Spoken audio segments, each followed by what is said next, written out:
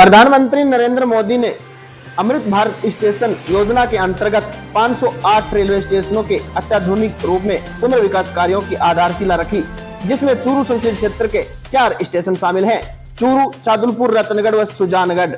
जानकारी के लिए आपको बता दें, अमृत भारत स्टेशन योजना के तहत स्टेशनों पर 12 मीटर चौड़ाई के फुट और ब्रिज बनेंगे, जिन पर रिटेल की दुकान स्थापित होंगी।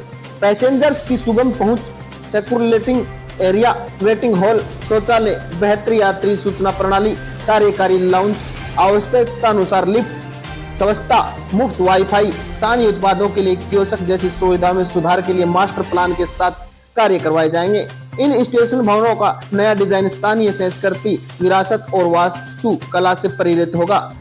राजगढ़ कार्यक्रम में पूर्व विधायक कमला कसवा व भाजपा नेता सतवीर पुनिया सहित रेलवे के अधिकारी मौजूद रहे।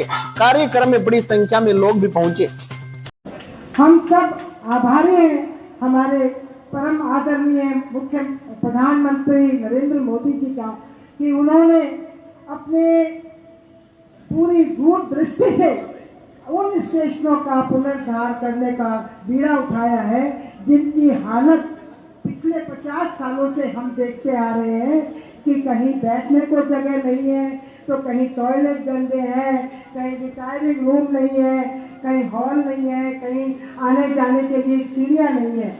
ऐसी स्थिति में प्रधानमंत्री जी ने इस पूरे देश के अंदर स्टेशनों का पुनरुद्धार, पुनर्विकास करने का बीड़ा उठाया, और मैं आभारी हूँ हमारे प्रधानमंत्री जी की कि उन्होंने राजस्थान के 83 स्टेशनों का पुनरुद्धार करने का बीड़ा उठाया। उनमें से बीकानेर डिवीजन में आज 21 स्टेशनों का पुनरुद्धार विकास का कार्यक्रम शिलान्यास के द्वारा प्रधानमंत्री जी शुरू करने जा रहे हैं। और बीकानेर डिवीजन में हमारे लोकसभा क्षेत्र में, जो चूरू लोकसभा क्षेत्र है, उसमें 3 बीकानेर डिवीजन, राजगढ़, चूरू और रतनगढ़, और 1 जोधपुर डिवीजन, सुजानगढ़, 4 का शिलान्यास आज हो रहा है। गुगा मेली का शिलान्यास सेकंड फेज में होगा। इस तरह से कुल मिलाकर के हमारी लोकसभा क्षेत्र में 5 स्टेशनों का पुनरुद्धार हो रहा है। ये हमारे लिए बहुत बड़े गौरव की बात है, और मैं प्रधानमंत्री जी का पुनः धन्यवाद अब सबकी ओर से करना चाहती हूँ।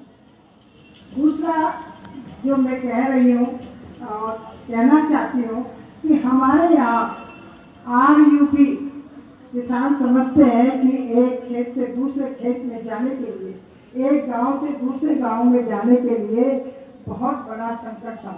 अगर रेलवे लाइन पार करते हैं तो रेलवे वाले चालान कर देते, और पार नहीं करें तो खेत में जाया नहीं जाता।